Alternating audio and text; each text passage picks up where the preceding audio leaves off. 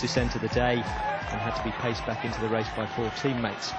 Even worse news for David Zabriskie, the first yellow jersey of this year's race, finally succumbing to the injuries he sustained in that crash during the team time trial on stage 4. The first blow landed in the race overall today, though, was Jens Voigt getting into a break behind Rasmussen and nicking a couple of seconds for third place at an intermediate sprint. He was a minute behind Lance Armstrong at the start of the stage, so that's now down to 58 seconds.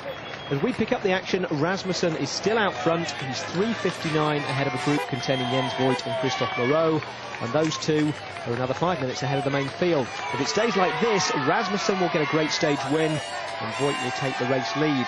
Before either of them can think about that, though, is the Ballon d'Alsace to get over. Well, this is the climb now of the Ballon for Michael Rasmussen. He's one man that won't be afraid of the slopes. He seems to have found himself a special pair of legs today, that's for sure. He's led over every climb, and the climbs began 4 kilometres after they left town this morning. He was off like a rabbit and straight over the top on his own in first place, joined by Dario Cioni. He's got rid of him since. For a while, Cioni was going over the next 4 climbs, in fact, in second place. The USA flag still flying proudly, indicating a drifting headwind for the riders on this climb at the minute, but will twist and turn our direction. So the group containing Jens Voigt and Christophe Moreau have just been reportedly given a time of 4 minutes in arrears of Rasmussen. Well, I just can't understand that this guy is running away at the moment. He's still got an awful long way to the finish, 56 kilometres once he topped this climb. Here's the group here. Well, here's the group, and they are looking just a fraction ragged. The majority of the pace now is being set at the front of this group by 2 riders. There you can see Christophe Moreau and Jens Voigt. They're the men who've got the most pressure and the most to gain from this escape. It's 15 points for the first man to get to the top of this climb, but the fact is, because this climb is the last climb of the day, and it's a first category climb, it will be double points, so they'll end up getting, or Rasmussen will end up getting himself 30 points. This is the group of the sprinters, and it's not really surprising to see Bernard Eisel there wearing number 175 and Robbie McEwen. McEwen maybe a little while ago hoped that he was going to get himself over the Ballon d'Alsace, but he's a sensible rider is our Robbie. He knows when the writing is on the wall, and he knows that all of the sprinters today are going to have a very difficult time on the run in towards the finish. Just in front of Thor Hushovd, who's picking his way up through the cars there. Get a chance to see the Euskaltel rider, Unai Echevarria. This is a different face at the front now for Discovery Channel. The man leading them here is Chechu Riviera. Behind him, it's Tricky Beltran, Manuel Beltran. Behind him, it's Jaroslav Popovic. And Armstrong now, I think, just knocking up the speed a fraction to see whether or not the other guys in this group are having a spot of difficulty. And I think we'll start to see a lot of riders tailing off the back. Well, there is a great crowd on the Ballon. We expected it. This is a magical mountain in the Tour de France, especially this year. Now we've just seen Pavel Padrinas drop away. Not surprisingly, here he is. He has done an incredible day of work today. His job is done. He's just got to get home now. Big job of work done for this man. It was interesting in the L'Equipe newspaper this morning talking about Lance Armstrong's 1999 Tour de France, and Frankie Andrea was saying that the team pulled themselves inside out. None of them were great climbers, but when they were asked by Johan Brunel to set the tempo, they seemed to be able to do it just 2 or 3 or 4 kilometres further up the climbs, and that's exactly what Pavel Padrinas has done here. Yeah, he's had a great day. Nobody will criticise him now. He's done his job today, and now it's up to the others to stay with Lance Armstrong while he just drops off. Will suffer a little bit, but will hopefully ride home, not losing too much time. He still has the climb to come, and then a 56-kilometre ride to the finish. So it's a long way. There he is, number 6. He's now back in this group with Tom Bonen, who was in that bunch, Paul. We never saw him, but he's not in it now. He's not in it now. Tom Bonen will ride the next couple of days and try and recuperate from that nasty crash he had a couple of days ago. Injured his back quite severely. Tom is 126th overall, but that's not really a problem for him. The most important thing for Tom Boonen is that green jersey he's got on his shoulders. He wants that jersey. He wants to take it all the way to Paris, but to do so as a sprinter, he's got to drag his big body over the mountain passes. Well, his old mate near his camera here, Kevin Holtzmans, he's been left to look after him. So too Bram Tanking just in front, and Guido Tronti, his lead-out man on the far side. They've been told to stay with Tom, look after him, get him through to the finishing line in good shape.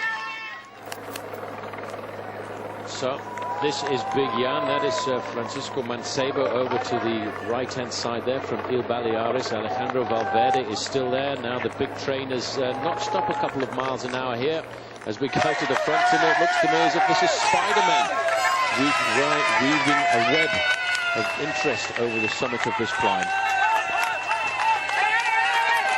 This man is really stamping out a very authoritative pace here on the slopes of the Ballon d'Alsace.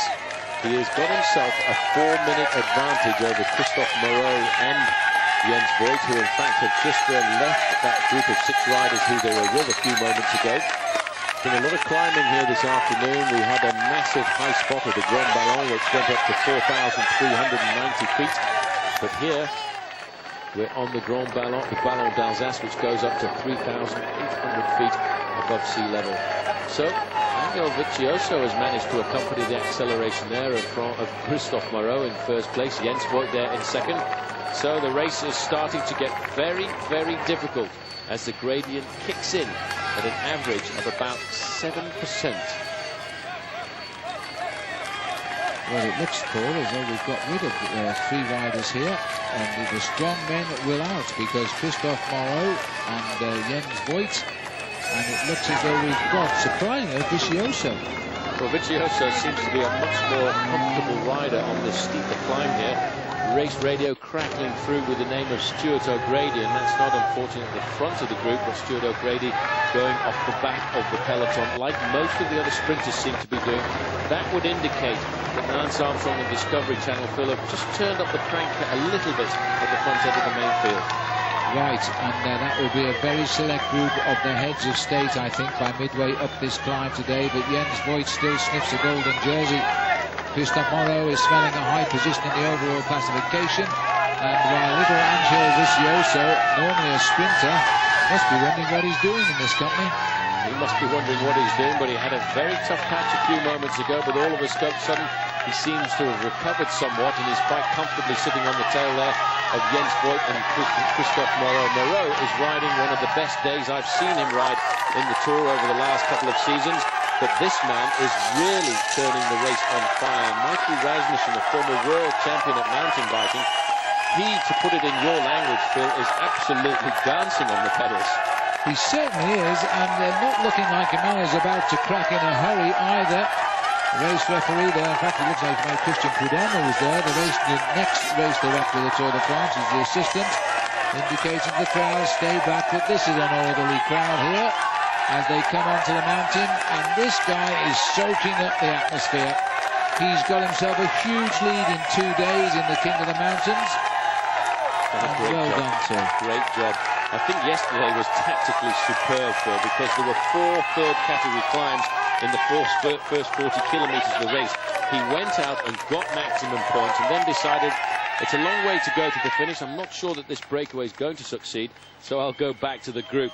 And this man here, Eric Decker. I can't say enough about Eric Decker. He's suffering here on the climb, but he basically sorted out the morale of the team because he went into the breakaways on the early days. And let's not forget, he won himself the King of the Mountains jersey as well for 24 hours. He's had himself 4 stages over the past in the Tour de France, but he'd be very happy. I'm sure he's part of the tactic over the dinner table last night with Michael, and Michael, his teammate, now up the road. Vasseur, heartbeat's getting a bit higher for him, 172, 174 as I speak, a maximum of 192. Well, is it's that an indication. No, it's it an looked like it was indication Robin McEwen. that the pressure going up. Angel Vicioso, well, sorry guys, can't stay with the train. Had to happen. Well, he was in difficulty a little earlier on, and right now what he's got to do is basically, if you're in this situation, forget about trying to stay in contact with 2 guys who are setting a much harder pace. Sit back, try and relax, if you can relax on a climb like the Ballon d'Alsace, and get into a rhythm which is comfortable for yourself. because if you go too far into the red zone, you never recover. They've just stopped the Liquigas team there, and that's because just in front there you can see Dario Cioni. Well, we want no tapping on the back because riders get penalised for that, but the referees probably won't do anything about that one. But now it is two very, very strong bike riders against one man who has sprouted wings and is flying away from the race. If they can bring him back, well, Voigt will be the next yellow jersey if he's still clear, of course, of Lance Armstrong by more than 58 seconds when we get down to the finishing line. Still 2 time bonus sprints to come, and now it looks as though, in fact, Jens Voigt, at least at worst, could finish second in those time bonus sprints, so he could be looking at quite a good day out today. Could be looking at a very good day out. They've caught Cioni. We just saw his team car stopped a few moments ago. That was an indication that he wasn't far in front. Christophe Moreau here is setting a phenomenal pace, and I think Jens Voigt now quite happy to take second place. But Jens Voigt will recover as soon as he gets to the top of this climb, and you see him administering his power once again. The popularity of the Tour de France in the mountains there for all to see. The crowds have been over every mountain today. They're fully international, of course. They're not just French anymore. You get every nationality flocking into this country. It must be worth millions and millions now in income for the tourism industry. A little chance here. Is this Oscar Pereiro trying to go clear the first attack? There's a move coming off the front end of the peloton, which is still very much being led by Team Discovery Channel. And that's the important thing about Armstrong. He needs to rally the troops here this afternoon.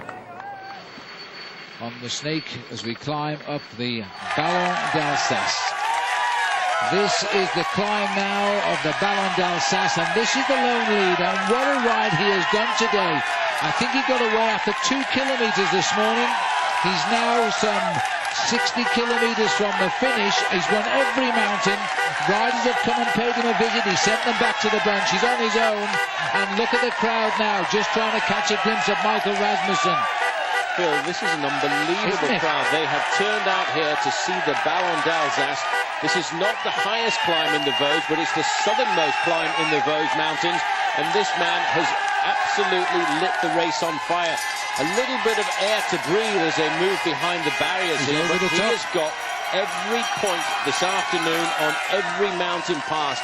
He is laying down the foundations here for a crack at winning the King of the Mountains classification. He is top to the Ballon d'Alsace, 56 kilometres to go now, as the field behind is splitting up in the chase back. But the main field is still riding tempo here as the boys in the breakaway look to be dropping back. Lance Armstrong has kept an iron grip with his team on the field today, and the big men, well, they haven't played a card yet. This is a move by Lance to shift his yellow jersey onto the shoulders of number 28, Jens Voigt. It may be onto the shoulders of Michael Rasmussen. We won't know that until we get the time gaps at the finish, if they survive. If they survive. Well, if Michael Rasmussen, Phil, wants to take the lead away from Jens Voigt, he's going to have to finish in front of him by 6 minutes and 5 seconds, and I think that's a tall order because these guys are going to recuperate on the descent, in theory, and it's still a long way to go to the finish. It's 56 kilometers from the top of the climb. They're currently 4:22 behind the leader, these two riders. It didn't, I'm afraid Dario Cioni didn't stay with them too long. They're now about to enter this corridor of people here as they ride up towards the summit. The camper van's down there. It must have been a good night last night on the Ballon d'Alsace, enjoying a beer in the middle of nowhere on what would have been a beautiful evening as well. And all nationalities just enjoying the atmosphere which only the Tour de France can engender. Christophe Moreau riding superbly there, but the tempo here being set by the lieutenants of Lance Armstrong. Hincapie just there in front of him. Behind him you can see Paolo Salvadelli. The faithful lieutenant here on the front is Chechu Rubiera, followed by Beltran. So behind him he's still got two very strong men in hand, Jaroslav Popovic and Paolo Salvadelli. And if you think it's easy up there, look at the back here. Riders slowly slipping out of our picture under severe pressure as they continue the climb. Just past Thierry Marichal there, there's Cofidis getting into the riders who have not yet quite cracked. Here comes Stewie O'Grady. This is all looking very tough at the back, and yet they're just staying calm and collected. Giovanni Lombardi is there. Look at the gaps now. The gaps are opening. I also quickly caught a sight there of Luke Roberts, the Australian rider on Team CSC. He's also going out of the back. He was brought into this Tour de France team here to be a member of the team time trial. Further up, Kurt Arvidsson is going out. Team CSC, Phil, for a team that want to challenge here, are losing a lot of men on this slope. The pressure is really on them. I wasn't sure whether that was Bolocki who may have just passed through, but I only caught a glimpse of his number, and it did look like his stylo as we're now racing through up into the group. The pressure has been applied now by the Discovery Channel. It is called tempo riding, and Armstrong is hurting as many men as he can in the bunch. I think today you could say Lance is getting his own back. A little bit of sweet revenge, I think, here this afternoon, but still you've got very much in contact there. Jan Ullrich, Alexander Vinokourov, and of course Andreas Kloden. These two men have lost a massive chunk of climb. The lone leader, Michael Rasmussen, started the climb with a 2.5-minute advantage over these two riders, and now at the summit he has 4 minutes lead. Well, these are the two riders now, Christophe Moreau of France, and followed by Jens Voigt, the German cyclist, very popular boy, as they race towards the summit now of the Ballon d'Alsace. Rasmussen has long since gone over, currently plunging down the other side, heading to the valley, and hopefully heading to the stage victory, which I think we'll all agree he richly deserves that. He's a clear leader in the King of the Mountains. He's won every climb today. There's the crowd cheering up second and third. I don't think anybody expected quite this battle on the Ballon d'Alsace here this afternoon. This is a magnificent crowd. These are the crowds that we'd only expect in the roads of the Alps and the Pyrenees, but today they've certainly turned out in style for the roads over the Vosges. The time gap at the summit here for Christophe Moreau is in excess of 4 minutes, Phil. It's stopping at 4 minutes and 20 seconds. Michael Rasmussen is riding away with this. Well, and Moreau is riding himself up into second place in the King of the Mountains with that fine ride. He's looking like he has returned to the old Christophe of past. Voigt here will stay with Christophe. They'll work together. They're both strong enough. There shouldn't be a weak one there, in the hope that Voigt will take yellow. Well, the funny thing about a rider like Jens Voigt, he's slightly limited in the mountains, but once he goes over the summit of that climb, all of a sudden his strength will come back to him. He will now begin to contribute with Christophe Moreau, and I think they might start to close in on that gap of Michael Rasmussen's. After all, they've still got 34 miles to go before they get to the finish. Well, it doesn't sound long, does it? But it is. As we look here now, the rider with the red number on, that's the winner yesterday, Peter Weening. He's in a little bit of trouble at the moment, but he's got a good climber in front of him, the Frenchman David Moncoutier. It looks like Thomas Voigt in front. Yeah, they've lost a little bit of edge, but they'll fight their way back in. They're just hanging on. They should get back on the descent. Take a few risks on the descent, and then hopefully you can reintegrate the front end of the main field, because I think we're going to be treated here to a charge off the slopes of the Ballon d'Alsace as we try and pull the race back together on the roads into Mulhouse. Armstrong looks very comfortable. He admitted yesterday he was able to easily counter the moves by Alexander Vinokourov, but he didn't want to chase everybody down. He knew the man that he wanted to watch the most, and that was Vinokourov. Once Kloden went, he said, well, I won't chase them all down, and at least I've got a 2.5-minute lead on him anyway. The thing is, his pace set by the team today on this particular climb has been such that nobody has been able to attack. There's the face of Thomas Voigt. 10 days in yellow last year. He built his reputation on that. He's a little bit behind this year. He's not going to get yellow. 27 minutes in the overall situation. He should get back into this group. But Armstrong has set such a pace with his team today, he's done nothing himself, that he's stopped all of the attacks. The mountains are now behind them for the day. It's the run into Mulhouse, and advantage Armstrong now.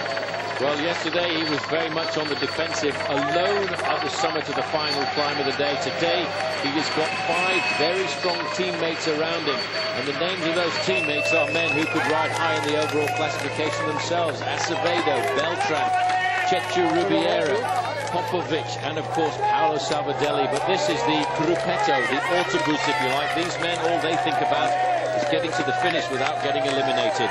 Robin McEwen, the champion of Australia there. Also Tom Bowman. This is Mikel Astalosa.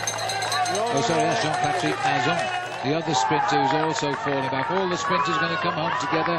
No points for them today in the green jersey, as Lance Armstrong sits here behind his faithful teammate George Hincapie, while the pace is continuing with Rubiera, and they're doing extremely well. They've broken the spirit of the attackers today. They've got themselves a nice little race under control. This team is so dedicated to one cause when it comes to the month of July. That cause is pacing Lance Armstrong through the difficulties until he decides he wants to stamp out his authority. He looked a little bit fragile yesterday when he had to make all of the moves himself. He had to chase down the attacks of Alexander Vinokourov with not a single teammate alongside him. I think today, after the discussion last night at the dinner table, Phil, they want to make a statement to Armstrong to say, Lance, we're back and we're good. Thomas Vogler there looking up the road, shades of last year when he was looking up the road for the clock, and he kept his yellow jersey by 22 seconds. I remember Lance saying then, the guy suffers like that, he deserves to keep the race lead. He's losing ground this time. Michael Rasmussen has 30 points over the top. He's done very well today. He's got a great lead in the King of the Mountains. Great lead. Massive lead in the King of the Mountains, and now he's keeping his massive lead on the descent. The front end of the race here for Michael Rasmussen, and he's certainly not looking like a man showing any signs of weakness at all, and that would be a great coup really for Team Rabobank, because not only has this man taken the lead in the King of the Mountains classification yesterday, but if he can survive to the finish, that will give him 2 stage wins in a row. He's got about an hour to survive because of the downhill. He should manage 30 miles an hour, and of this quality, just take too many risks here. Look at this skill of a mountain biking expert. Tell you what, he's flicks it through the chicane. He's going a lot faster than that. Flying. I would say this man in this part of the course here is touching almost 50 miles an hour. 80 kilometers an hour would be his average speed down here. He's all over the machine, and he's cutting very nice lines into those corners. Well, I reckon these guys will be 10 minutes down by the top of the climb to continue with that sort of speed. This is over the top of the Ballon d'Alsace. 9:25 is the official gap over the top. But of course, they've already gone down the other side. The Ballon d'Alsace is now behind the Tour de France for the latest time in 100 years history of it being in the Tour. And the men driving Discovery Channel, and Lance Armstrong sitting there as cool as you like. Well, there were no crashes, fortunately, on the descent of the Ballon d'Alsace, but we've had a couple of incidents on the flat as the race bears down on the Meuse. Didier Roos of Bouygues Telecom left it a bit late deciding which side of the road furniture to go. Then, although he didn't come off, Jens Voigt punctured, which broke the rhythm of his work rate with Christophe Moreau. Moreau waited for him, though, realising they've got much more chance of surviving together than apart. Ahead of them, Michael Rasmussen doesn't seem to need any help. His lead is over 4 minutes on the chasing pair, and nearly 8 minutes over Lance Armstrong's group. Well, we peer along the road here. We're just on 10 kilometres from the finish. Michael Rasmussen, this brilliant former mountain biker, has been away from start to finish today. Give him the benefit of the first kilometre when he was probably in the bunch. It has been an incredible day of racing, and they're not going to catch him now before the finish. Well, if he survives, and I'm pretty sure he's going to survive now, that will make a 167-kilometre breakaway. That is phenomenal, especially when you look at the race profile, Phil, because we started the day off with 3 very difficult climbs. There were 2 third categories, a second category, but then the first category of the Ballon d'Alsace surely was the hardest. These are the chasers. Christophe Moreau really looks to be suffering a lot more than the man who's in the lead at the front. And Jens Voigt, well, I can't say enough about Jens Voigt. He's a brilliant bike rider. I'd love to see the way he performs. He really digs down deep, and this morning in second place overall, not very many people would have tipped him to be the attacker. Nice smile here from Thomas Vogler as he gets himself back into the group, but he's had his ups and downs today. Certainly had his ups and downs. I think he's suffered a lot over the slopes of the Ballon d'Alsace, but he will be very happy indeed that he's in the front group now. And there's the champion of France down there. The champion of France just coming onto the back of the field. The 2 chasers now 2.5 kilometres behind the man who's leading, Michael Rasmussen. Voigt still dreaming of yellow, the rider in black and white, because he's still got the time in hand over the peloton, which is lingering today. 7:53 behind the leader.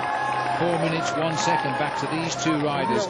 Puts him some 3 minutes ahead of Lance Armstrong. He only needs one, less than. Less than. He only needs currently, if we were to stop the race here, 50 seconds. But that doesn't take into account the time bonuses on the finish line. But when you look here at these two riders have made a fairly brilliant escape. I love the style of Jens Voigt. It's not the most stylish position on a bike, but it just emanates, and you can almost see the energy and the power that this man from Germany is developing. And Lance Armstrong, I think he'd be very pleased with the way his team has ridden today after yesterday's somewhat disastrous ride when they all left him and he rode away in the lead group on his own, isolated him as it were. Now, of course, he's got the team organised mentally as well as physically once again, so they'll have a peaceful rest day tomorrow. He won't be unhappy if the yellow jersey goes to Jens Voigt. Voigt has ridden many tours. He is not a final winner because he can't climb the big mountains. Lance knows that. This is not a shrewd move to move on the Golden Fleece and get the pressure off his shoulders. These kilometres are ticking away now for Michael Rasmussen. You know, he's clocking these kilometres off at a time of around about 1 minute and 12 seconds. But for the man who's in second or third place on the road, Jens Voigt there, if he finishes in second place behind Michael Rasmussen, he only needs 38 seconds ahead of Lance Armstrong's group to win the yellow jersey. I don't think it's going to come back to 38 seconds because we're still looking at minutes. Right, and that's because of the small time bonuses Voigt has earned along the road today, because he was starting the day 1 minute exactly behind Armstrong overall. Michael Rasmussen, a massive crowd on a wide boulevard. We're on the outskirts of Mulhouse now. And listen to the crowd shouting him on every inch of the way. Allez, allez, allez, keep going, go for it. Every language, it's all on the barriers now. And they're seeing a Danish rider run for home. Running for home here, and just made a quick time check, Phil, on that last kilometre that he did. He did it in 1 minute and 15 seconds, and that is having been at the front of the race for 165 kilometres. I really don't know where he's getting his power from. He's being driven on today by an incredible mental force, because his body will be screaming out for the white flag to go up and surrender, but it will not stop. His body will not stop feeling that pain for another 3 kilometres. Well, actually, it's about 2.5. Just listen now, his head's rocking and rolling here. He's seeking in this wide boulevard the shortest way around every corner, because every inch will count now. 3:41 to the chasers, so they've got 20 seconds back. 7:37 to the peloton. They're worried about the chase from Armstrong. He's worried about the chase in the whole field. Everybody's worried about everything else apart from the sprinters today, who are going to have to take a back seat, because we got a time check to the group of Tom Boonen just recently, and Tom Boonen's group was at least 20 minutes behind this group on the road. It's a big chase now for Jens Voigt. Look at the power there. He's rolling the top half of his body, trying to find as much power as he can to stay at least 38 seconds off the front of Lance Armstrong's group. If he finishes in third place, he needs to finish 42 seconds ahead of the yellow jersey group. I think he's got enough in hand to do that. Look at these two now, desperate. A little word now, a little nod. We will work together. I wonder what Morrow said then, but they both agreed, and it was to get on with their thing, and probably saying, look, no finessing, let's race for the line. 2 kilometres to go now for the man, and I think, Paul, I might be wrong, I don't think a Danish rider has ever won a stage of the Tour de France since Rolf Sørensen back in 1996 when he won at Superbest. Apart from that guy who was a hamburger and got fried. Oh, I forgot about Bo Hamburger. Where did he win? It was a long way over towards the western part of France. It was a very hot day on that occasion, and he took off very early on. But this man... Yeah, but that was 2 years before Sørensen. That was in Triciliac in 1994, so I'm staying with Sørensen. OK, you go with Sørensen. There's the leader now. Yeah, what about Jakob Peel in 2003? Oh, yes, OK, I'll give you that one. Jakob Peel. Doesn't matter. This is a great performance. It doesn't matter who was the last Dane to win, because we know now that the last Dane to win is going to be this man we're looking at here. Yes, Daniel Marseille, Jakob Peel. He was on the cut. He never made the team this year for CSC. Left at home. And now he can watch this on television. The next Danish winner of the stage of the Tour de France, and a big leader in the King of the Mountains, because Michael Rasmussen is so clearly tired now. He's got to feel the adrenaline course through those veins just for a little bit longer. these streets now as he heads to the kilometre. He is 1,000 metres away from almost an all-day breakaway over the mountains of the Black Forest and the Vosges. What a breakaway, what a fantastic performance. He went out this morning really, Phil, with only one thing in the back of his mind, to try and get as many points as possible in the King of the Mountains classification. I can't really believe that he thought he was going to ride away from the main field for 167 kilometres of this 171-kilometre stage, but he's done it. He's into the final straight now. Very shortly, the road is going to straighten up in front of him, and he will see the banner over the finishing line. Well, what a great moment. His second Tour de France. He did nothing but finish 14th last year. We hardly mentioned him. This year he's back. Leader of the King of the Mountains yesterday. Today a winner of the stage. He can stand by to enjoy this, throw away a few seconds and wave to the crowd. It has been an exhibition of terrific bike riding over all of the mountains of this region in first place. He won all the prizes along the route except one small prize. He gave that to the rider who dared to join him for a short distance, and then he dispatched him back to the field. It's a little bit of a lonely ride, but he should start to feel good pretty much now, as this massive crowd in Mulhouse cheer him all the way home. It's a corridor of noise that this rider is going through, urging him up to the finishing line. They realise how brave this man has been here this afternoon. They realise what an effort he's had to put in to survive off the front on a very difficult day through the Vosges. For nearly 4.5 hours they've watched him on the television at the finishing line. Now they can see him in person as he salutes the crowd. He gets his first ever stage win. He could not have imagined that was the way it was going to be when he left around midday today from the town of Courchevel. Well, now we have to wait for Jens Voigt to come in with his compatriot for the afternoon, Christophe Moreau. And I've just cast my mind back and forgotten that for many, many years, Moreau and Voigt rode for the same Crédit Agricole team. The time difference between them at the moment is around about 3.5 minutes. But what a victory for this young man here. What a way to get a foundation for a lead in the King of the Mountains classification as we go a little bit further out now. So they race up towards the line now. Every last ounce of energy here from Christophe Moreau. He drives towards the finish because he could climb alongside Armstrong in the Alps, and I think he believes that. So he wants every second he can take right now. I think we're looking at the yellow jersey sat behind him, but that depends on how fast it takes the bunch to get in. We drive up to the finishing line now. I don't think Jens is going to even try to go by him as they come to the line. Christophe Moreau, the Frenchman, has certainly found his old form again. They used to be teammates, as Paul has said. They're now rivals, but I think today they're teammates again. As they come up to the line, 3 minutes has passed by on the clock, and Christophe Moreau takes second. Voigt is third. The clocks have started now. Let's wait for Armstrong. The main field are being led home still by Discovery Channel. We mustn't forget that the winner of the stage is Michael Rasmussen. Second place on the stage going to Christophe Moreau. Third place going to Jens Voigt. And Jens Voigt, I think right now, has done just enough to be the new yellow jersey here at the Tour de France. Well, Voigt has done most things in his cycling career, but we love him. That was a great ride by Jens. Now he's got to wait. These are nervous moments, of course, to see just if he is the next maillot jaune of the Tour de France.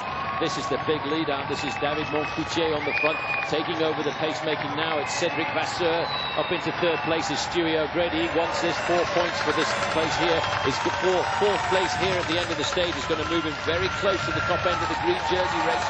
He's there looking over his shoulder. There are not very many top sprinters in this group as Stewie O'Grady is lined up. It's still Cedric Vasseur all over the machine. O'Grady's waiting. There's a challenge coming from Leaky Gas up through the middle there, but O'Grady's still waiting.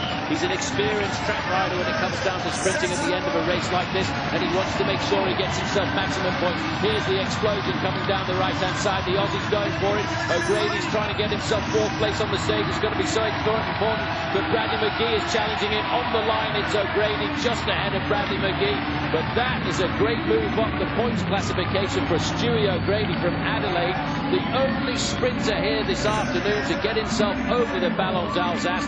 And at the back of that group there is Lance Armstrong in the yellow jersey. There's the stage result. It's the result of Michael Rasmussen's life, with Christophe Moreau an exhausted but essentially meaningless second, and Jens Voigt a superb third. 3 minutes and 4 seconds between Rasmussen and those two, and another 3 minutes between them and the main group, containing Lance Armstrong and the rest of the big names. Well, the 1999 World Cross Country mountain bike champion crossed some country today, pretty much the whole of the 171-kilometre stage on his own, and he's well in control of the King of the Mountains competition heading into the Alps. Suddenly leading the race, although not necessarily in control of it, is Jens Voigt. He has a lead of 1 minute 50 on Christophe Moreau and 2 minutes 18 on Lance Armstrong. Michael Rasmussen's heroics vault him up to 4th. Behind him, time gaps between the contenders for overall victory are the same. Everyone has just been shunted down by that stage result.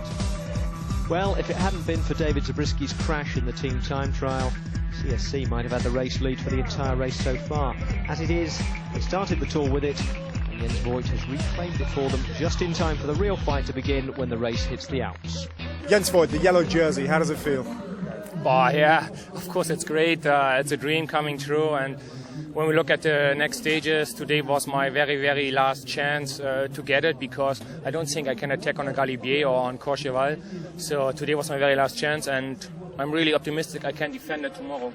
Yep, unless Discovery raid Jens's hotel room on the rest day, I think it's safe until tomorrow.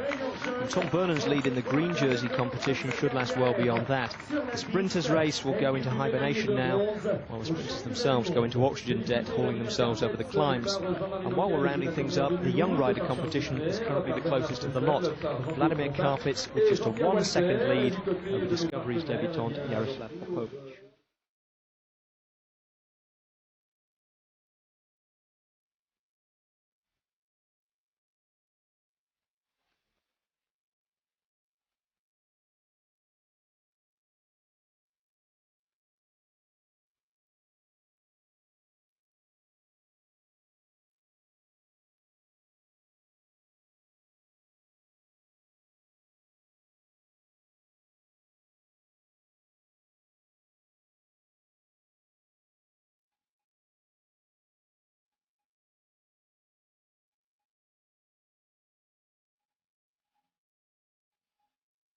All right, welcome to the engine room. 2 emails before we go back to the action. Colin Rout of Hastings, how is a tour team made up?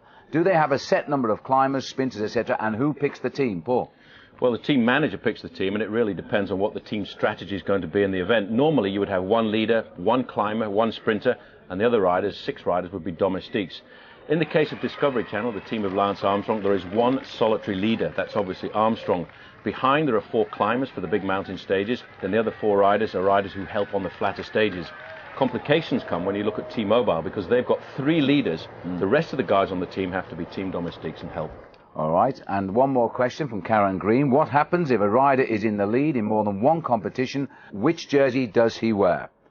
Well, Karen, the order of wearing leaders' jerseys is first the yellow, second the green, third the King of the Mountains, and fourth the white jersey as best rookie. So obviously, if a rider leads in 2 competitions, he must take the priority jersey, and is the second place rider in the other competition who will wear that leader's jersey.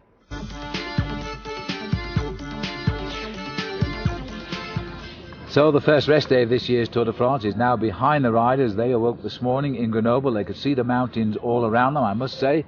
Here at Courchevel, they've never looked better. I don't suppose all of the riders, though, will take the same view. Well, as we saw just before the rest day, Lance Armstrong and his team seem to be in, as we say, a spot of bother. Yeah, I don't think Lance Armstrong himself was under any difficulty at all. He controlled and did exactly what he had to do on the slopes of that final climb going down towards Gérardmer. But the team, there was a big question mark. I think they were just caught out by the severity and the speed on that occasion. Maybe just a little bit too relaxed, but coming into the Alps, it's going to be a different story. Well, they did seem to make some amends on the road into Mulhouse, but the other rider, the rider who crashed, Jan Ullrich, we never saw that crash. It was off our cameras. In fact, he was blown off apparently by a gust of wind. He somersaulted a number of times. He was quite hurt, and we don't yet know how he's going to react. Well, there was even a question that he might not start the stage, and I think the most important thing for Jan Ullrich is he will be sore for a few days. Any kind of crash like that, it takes a number of days to get over it. I hope Jan Ullrich continues. I hope he perseveres, because I think he's really the only man who can challenge Lance Armstrong strength for strength. Well, Jens Voigt made us laugh the other day because after he took the yellow jersey, he said, "The only day I will defend my lead is tomorrow." He was referring, of course, to yesterday's rest day when there was no racing. So today I have a feeling we won't see too much of him. Let's go back to the action.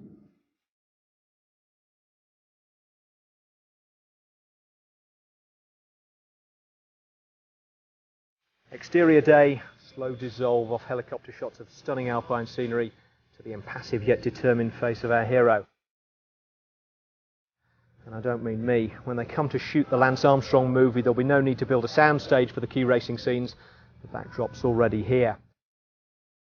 For the first real mountain stage of this year's tour, we're 2 kilometres above sea level up here at Courchevel, and all his main rivals know the script by heart. They might as well try to attack, because they know that if they don't, he will. A physical and mental delivery here by Lance Armstrong to all of his rivals in the Tour de France. He is just going faster, faster, faster. Lance Armstrong comes across the line, winner today of the mountain stage of the Tour de France. Armstrong today has destroyed the field in the Tour de France. A shake of the head there by little Marco Pantani. He started it and Armstrong has finished it. This is where you have to race alone and Armstrong's gone. A big move by Lance this. He took a look straight into the eyes there of Jan Ullrich and said, well, here I go, are you coming or not? And the answer is not. Armstrong wins the day, claims again another first on the first day in the mountains, and waiting for him, the Golden Fleece. He's the new leader of the Tour. He's accelerating again, Phil. This is amazing. This man has been on the ground. He almost lost his manhood on that crossbar a few moments ago, and he's decided he wants to go. And here he goes. He's building up for a move. As he's not seen Ullrich, he's not seen any of them. He thinks, well, I may as well go and try what happens. Armstrong, yes, he had no choice. He had to win. Well, if you're going to attack, Courchevel would be the place to do it. The final climb of a mountaintop finish with no descent where your rivals can recover. Armstrong, though, rarely attacks before his heavies have softened up the opposition, and stage 10 followed the familiar pattern. Discovery, after their collective off-day in the Vosges, set a pace that was shelling world-class riders off the back of the lead group. And as we join commentary on the climb up to Courchevel, Alexander Vinokourov is the latest of it. We are 12 kilometres from the summit, from the finishing line. One has to ask how many riders will be together at the summit. Jose Acevedo has pacemaker his way and is now gone. Only one rider left, Popovic, alongside Armstrong. There goes Hincap. He did an amazing turn at the front. His legs have gone. It is incredible. But look at him now, Phil. He's done his job for the day. He's put the rest of that group under serious pressure for a number of kilometres. And when the lights go out, when you're a professional bike rider like this, it is unbelievable because there is no power at all left in the engine room. But there's still Popovic, despite the fact he fell and hit a car. You see the dirt on his jersey. He came back with a smile there. We thought would be the next leader of the Tour de France at 1:01. Christophe Moreau lying second at the start today. He has not been able to maintain the pace by Armstrong. Armstrong is now the big candidate to go back in yellow tonight, as because Moreau has been left behind, we go back 5 more minutes to find the current leader, Jens Voigt. This has been a systematic destruction of the field of the Tour de France, and the others who call themselves favourites have only been able to follow. It is absolutely amazing. There is Basso, 21. There is Ullrich, number 11. Also here, 31. Mancebo, and Valverde is here. The Rasmussen is here. Number 19 is Vinokourov. They can't do anything but follow. The man who's leading them here, Jaroslav Popovic, has been said by Johan Brunel, who's the team manager of Discovery Channel, is the future of that team. I wonder if this man here is playing a game, Phil. Vinokourov keeps looking down, keeps looking at his gears. He shouldn't really be sitting in this position. He should be sitting in this guy's 4th or 5th This position. guy is cracking. He was the man that Armstrong thought was the biggest challenger that he could have in the Tour de France this year. Opening up the jerseys a sign he's looking for that little bit more oxygen. He's losing the back wheel of this bus, and in fact he's going to have to try and ride around Oscar Pereira. The gap is there. Armstrong will know this immediately, and so will Jaroslav Popovic. I'm sure they'll turn up the ratchet just a little bit more. Who's the leader of T-Mobile now, Paul? Because this guy is cracked and Ullrich is still there. And so is Andreas Klodin, the two German riders at the top end of T-Mobile have managed to stay in contact with Lance Armstrong. I'm amazed to see Alexander Vinokourov, but we said, Phil, it is always strange the day after a rest day. It's a horrible thing for a bike rider to have. People think, oh great, they've had a rest, they've recuperated. The body does very strange things on the rest day. It's taken punishment for 9 days, then all of a sudden you turn off the punishment. It thinks it's all over, then you've got to do it the next day. Lance said at the start he would try and lift the pace and see if he could distance some of his rivals. And again, he predicted he would lose his jersey the other day. He did. He predicted he would distance some of his rivals today. He has done so. And he's still got Popovic, the signing of the year, the man who is expected to replace Armstrong as a Tour winner next year, right on the front. And the others are having to hope, and I'm sure that's all they do, is they hope they can match the pace of this tandem. Well, Popovic, Armstrong coming up alongside Popovic there. He's having a quick chat. You know, exactly. In fact, he's asked him to lift it a little bit more. Look at the acceleration now coming from Popovic. They know that everybody's on the rivet. Lance shouted at him. He knows that Alexander Vinokourov is not there. He said, come on, mate, let's go. Let's give it to them. Well, look at this now. Cadel Evans scrambling at the back end. Strong enough to go forward on the wheel of Medtron there. It's a good move. And this is an incredible acceleration by Popovic. Now he's eased. Armstrong's looking, and this is going to be an attack by Armstrong. Watch out. That's the discussion. That's the lift up the place. Let's put these guys into the red zone. I'm feeling good. I want to put the hammer down here this afternoon, and he has done. Armstrong now has taken over. Armstrong is an angry man. You can see it. He never does this. He is sensed. He is in a position to tear them apart, and he's taking over. All right, guys, so you got rid of my team, did you? Now try and get rid of me. Well, look at this. Jan Ullrich, number 11. Look at that face. He's looking up the road to see what he can see in front of him, and what he can see disappearing is a certain man by the name of Lance Armstrong. There's two riders with Armstrong, though, from Illes Baleares, Alejandro Valverde and Francisco Mancebo. Well, this is going to be an amazing last couple of kilometres. Meanwhile, he thought he was going to be in yellow, Christophe Moreau. He might still be third or fourth when he gets to the top now. Armstrong has made it quite apparent. The yellow jersey is on its return trip to his camp. Alejandro Valverde slipping to the back of the group. This is his first attempt at the Tour de France. He is a man, as far as I'm concerned, for the future. Armstrong looking to see who's on his shoulder. Ivan Basso. Armstrong needs to gain 2 minutes and 18 seconds today if he wants to get the yellow jersey, and that is on Jens Voigt. Well, that's already job done. He needs 28 seconds on Christophe Moreau. Well, that's already job done. He's currently yellow jersey on the road. And Mancebo's just been unhooked at the back as well. He's going to come down. Here we have just in front there is Jan Ullrich and Andrei Kashekin. They are going back now. Remember, first three riders to finish get small time bonuses, 20 for the win, 12 and 8. And now it looks as though Floyd Landis also has cracked. Phil, there's a big difference between being a team helper and being a team leader, and Floyd Landis this afternoon is going to have to learn that. Eddie Mazzolini getting a nice little gear in, and Francisco Mancebo has come to the front, but Cadel Evans has got onto the back of this group. Cadel Evans is burying himself in pain there. Levi Leipheimer has also been unhitched. There he is in the distance, just a little bit. Mancebo has actually got himself reorganised here and is giving this a shot. A lot of people think this rider can make the top three. What about Michael Rasmussen back there? The youngster who was looking for the King of the Mountains. I think he's looking for a place in Paris. What about T-Mobile? Where are they now? They were the big team who thought they'd put Armstrong under real serious pressure the other day on the slopes of the road up towards Girard-Mer. They're not here anymore. There's none of them here right now. We've got two dangerous riders here, the Mancebo and Valverde. Basso, I still think, is waiting to pounce and might be the winner today.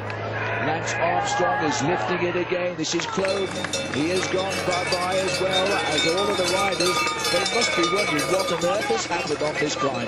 Well, they were all rubbing their hands over the weekend. There's Yates. Yates has been caught now. Nobody is left. Nobody is left in front of this group. Armstrong is tapping out a pace which is infernal. Rasmussen looks fairly comfortable. Look at the face of Alejandro Valverde in about fourth place there. He's wondering what is happening to his body. Do you know what? I'd watch out on Michael Rasmussen. That guy looks so cool. He might well be going for another victory here. What an amazing race this has been now. This is Andreas Kloden in big trouble on the mountain. Carnage is the only way to describe this ascent of Courchevel. Armstrong has lifted the pace yet another notch. He has blown the Tour all across the mountain.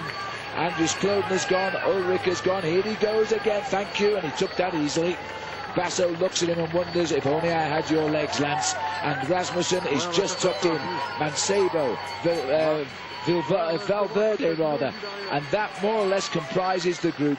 But there's some guys actually coming back to the tail of this group. I just caught a sign of Levi Leipheimer. He's made a very good comeback, but Armstrong is not asking anyone for help here at all. He's dictating the pace himself as he goes under the banner. Phil, there's still 10 kilometres to go. Well, how can they hang on? Will Lance blow? There's so many questions to be asked here. Armstrong on the shoulder of Rasmussen. The Devils joined in. That's never a good sign as we race up the mountain. Basso is grimacing, attempting to run the Devil down. Mancebo and Valverde. Levi Leipheimer, I'm just straining here to see if he's got onto the back. I think he has, and if he has, that's a terrific ride by him, inspired by the fact his family are waiting on the summit. There he is, on the back, alongside Cadel Evans. Cadel Evans looking as though he's in a little bit of trouble now. The gap is opening, and Cadel Evans flying the flag for Australia. He's just unhitched. Well, I think his gear is a little bit too high there, Cadel Evans, but with courage he'll ride himself back into the race. But Levi Leipheimer was definitely in contact on that group. He's going to leap right up the overall classification this evening. He started 16th, and if he stays with this train, he's going to move up into the top 10 very comfortably. Look at Armstrong's face, though. He does not want anybody to help him here this afternoon. He wants to put as much time as possible between himself, Ullrich and Vinokourov. We go back to 1999 since we've seen this face of Lance Armstrong stamping out the rhythm on a mountain. This is a demonstration, and he's driven on by anger. I'm sure of that after his last 2 days, which looked a little bit shaky, or at least people said they were. He is now still unhitching. Jörg Jatzk is now in trouble. He's taking a good look at Leipheimer. Third and fourth overall are in this group, Armstrong and Michael Rasmussen. They could be first and second by the end of the day. Rasmussen, let me tell you the story about this guy. He has such a thing about his body weight, he won't carry a water bottle on the way up a mountain. He takes a full one on the descent only. All because he doesn't want the extra weight on his bicycle. Complete and utter fanatic when it comes to going uphill and going uphill fast. The man I'm very impressed with, Phil, is in third position there, Alejandro Valverde. I actually had him down to win the stage a couple of days ago on Saturday when we went down into Gérardmer. He got himself fourth. If these guys don't get rid of the guy there just on the right-hand side for Il Baleares, he's going to whack them all in the sprint because he's a great sprinter and a climber. He's got those two rare attributes. Yes, he can sprint and climb, and he can also do a reasonable time. So Valverde, for our money, is a Tour de France winner in the future. He'll have a tough job with Armstrong, I think, to win this one. But having said that, he's mixing with the elite now in his first Tour de France, and he's quite happy to make the pace as well. Armstrong has said, right, well, this is the final selection, boys. I've done all the work, little stretch to the back, and he's going to the back now to assess just the strength of these riders. The one on your back means you're the team leader. In front is number 21, Basso. In front of him is 31, Mancebo. And 38 is Valverde, but what on earth has happened to number 11, Jan Ullrich?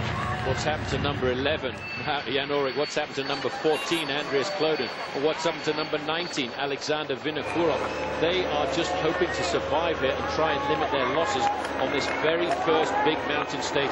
Armstrong didn't stay at the back for very long there. He obviously felt that they didn't have the pressure in their legs to keep it going at the pace that he wants. Acceleration is putting Basso now into a bit of bother. Well, when you think this is day one here in the Alps, we thought it'd be a little bit of a tranquil day because tomorrow's the big climbs. When we go over the Galibier, further down by about 3/4 of a minute, we're looking now at the face of Jan Ullrich. Clearly in trouble, but will fight to try and limit his losses, that's for sure. Looking at the men who have made a very select group here on the climb. Inside 9 kilometers to go. Armstrong, Basso, Mancebo, Valverde, Rasmussen, These are fast becoming the cream of this year's Tour de France. They certainly are. They've got rid of Levi Leipomer over a number of those recent accelerations. Armstrong looks completely and utterly dedicated to the job in hand here this afternoon. But look at the courage there of Alejandro Valverde. He's in the Tour de France here, Phil, for the first time in his career, and he's with the big men. He's with Armstrong, he's with Basso, he's with Rasmussen, who's proving to be a magical climber. Basso actually here looks as if he's having a little bit of a hard time. I was just thinking, I think Basso is with them rather than them with Basso. He looks as though he could be in a bit of trouble here. Armstrong has just taken a stretch at the back of the group and has gone straight back to the front. It's 53 seconds to Jan Ullrich. It is a massive 10.5 minutes plus to the yellow jersey of Jens Voigt from the leader to into the depths of infinity. This is the T-Mobile tandem. Jens Kloden on the front, Jan Ullrich in second place. The big problem with Jan Ullrich, as Armstrong said before the start of the Tour de France, is he uses much too big a gear. Now, Mancebo, Basso, gone. They've cracked, and we haven't yet got to the steepest part of the climb. Armstrong is dictating an unbelievable, infernal pace. Everybody now is just gasping for breath on his wheel. You know what? A couple of years ago in the Tour, he said to me when he got to the finish of one of these mountain passes, mate, I was only at 80%. This year at the Tour de France, Bill, he has to hold nothing back because he retires at the end of it. Well, he only came here to enjoy himself, didn't he? That's what he told us, but he wasn't coming here to lose the Tour de France. He made that very clear.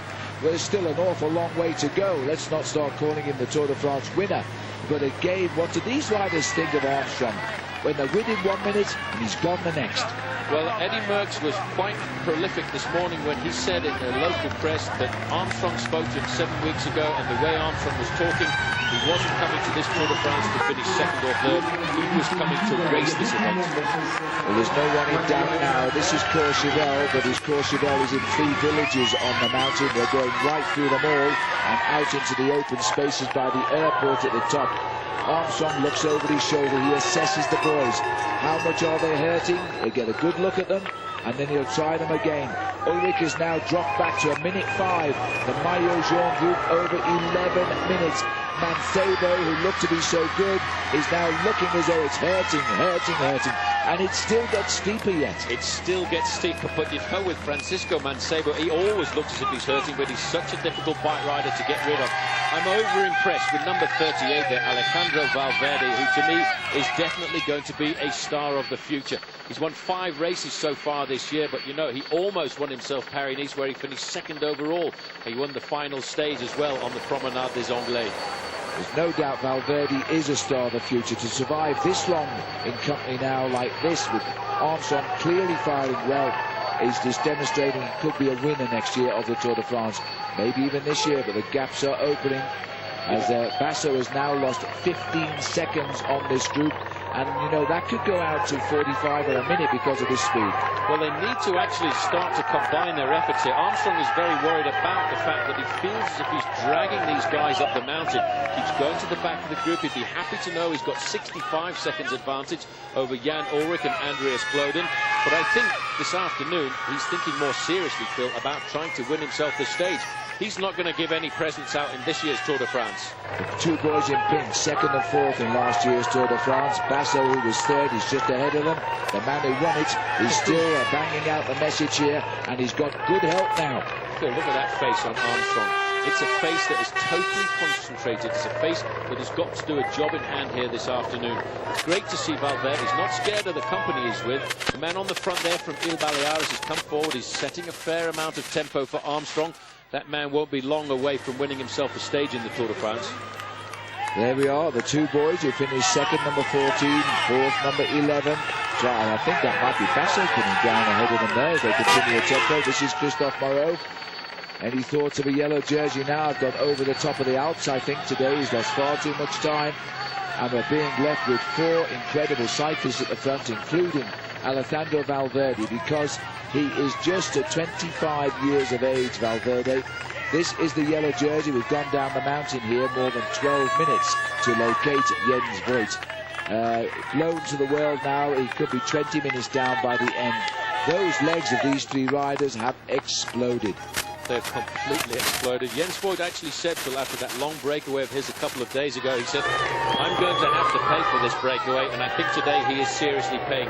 1 minute and 13 seconds now is the time from Lance Armstrong back to Jan Ullrich. Just at the back of the group, Alejandro Valverde. If they don't get rid of him, I've got a feeling Valverde is going to be the man to take out the stage, but we've still got a long way to go and some very steep portions of this climb before we get up to the 2,000-meter level. Well, Murrow at the moment is riding at 1:48. He is still the race leader on the road of this year's Tour de France. Armstrong has still got to get a little bit more time. And actually, maybe not now, because he wasn't that far ahead of Lance. No, I correct that. Lance is now the leader on the road. That's Armstrong right. is the virtual yellow jersey on the road. He started the day with a 28-second deficit on Christophe Moreau. Well, that has been blown out of the water.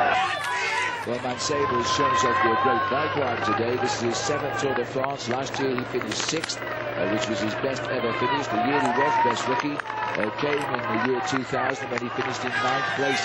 And there were those who thought this man could make the final step forward to a top 3 finish in Paris. And I think, you know, we're going to have to believe those people now, because this is a superb ride by Mancebo. Christophe Moreau still fights on. He might come across some of the bigger names who are falling back towards him, but not yet. There's Botero who's got behind him now. Well, Santiago Botero, 2 weeks ago in the Dauphiné Libre, looked like a man who was seriously going to challenge Lance Armstrong. Ullrich is at 1:20. Christophe Moreau is at 1:48. But Jens Voigt is at around about 20 minutes. Well, he's now 13, I think, Jens Voigt at the moment, and he's going to lose further time now. His day is done. He'll live to fight another day after the mountains, I think. No yellow for him now. We are looking at the elite 4 men here, the 3 Musketeers plus 1. And we have Lance Armstrong in 3rd place. The teammates from Elis Balearis, never have they had 2 guys at the front of a mountain stage before like this. Alessandro Valverde being paced here by Mancebo, tagged at the back. Michael Rasmussen. We are now at 5 kilometers to go. A little bit mean, that criticism of Il Baleares, because if you remember, they were Banesto, and they had a man by the name of Miguel Indurain a few years ago. 2 of them at the front. They had many occasions, they had 2 or 3 riders at the front of the races. They were a great climbing team in the 1980s and the 1990s, but since then, they've battled to get to the top of the sport. And I think Mancebo realizes how good Alejandro Valverde is. Look at the face here of Jan Ullrich here. Whatever you say about Jan, he does fight to try and stay in the game, and he's fighting it over a minute now. Mancebo, I would say, is making the pace here for Valverde and will soon fall away in the hope that Valverde will finish it off for what would be an incredible victory today. Armstrong may have something to say about that, and I think also Rasmussen, the king of the mountains, he's scoring big points now in 4th, but I think he'll go for the win. Well, Armstrong has got to be very careful about Rasmussen, because there's the bonuses on the finish line, and Armstrong and Rasmussen are only separated by around about 25 seconds, so Armstrong will have to pay very much attention to the position of Rasmussen when it comes down to the end. And let's not forget, Rasmussen is at the end of today's stage going to be in 2nd place overall, and the Danish commentators must be going absolutely ballistic. Well, he rode his first Tour last year and he finished 14th. Like Armstrong, he's hardly been seen in a bicycle race this year, Rasmussen. He actually is married to a Mexican who's having a baby. They live in Italy. He's been to Mexico. His team let him go. Didn't care whether he raced or not. They had enough faith in him to say, as long as you're ready for the Tour. And he is. 1:28 now to Ullrich, 14 minutes plus to the Maillot Jaune. Armstrong warning there's something in the road there as he makes a tight turn. This is an incredible acceleration again. This is the top village now before we break out into open space. Armstrong is actually just showing them a way around the corners. He knows every inch of the big mountains of the Tour de France. He rode this climb just about 2 weeks ago before the start of the Tour de France, and he said he'd actually forgotten exactly how long it was. This is an infernal climb at 22 kilometers in length, and this man today is stamping his authority on the Tour de France. Way to play an attack here. Floyd Landis is now at 1:15 at the 5 kilometers to go banner. These are the 2 boys in pink from T-Mobile. Look at the face of Ullrich here. I'm just again surprised that Cloak can even work with him, but he seems to be doing all of the work of these 2.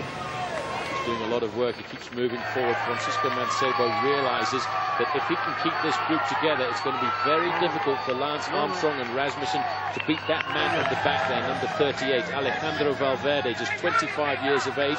But you know, he is a magnificent professional. Last year, he was 3rd overall in the Vuelta a España, but this year they've held him back a fraction, and they wanted to bring him here to the Tour de France. They believe that sometime in the future, that man could take the victory to Spain. 15 minutes on the Maillot Jaune, and he was with them at the start of this climb. He is now 15 minutes behind Jens Voigt as Lance Armstrong is looking to climb into his next yellow jersey in the Tour de France. It'll be number 72, and this is amazing.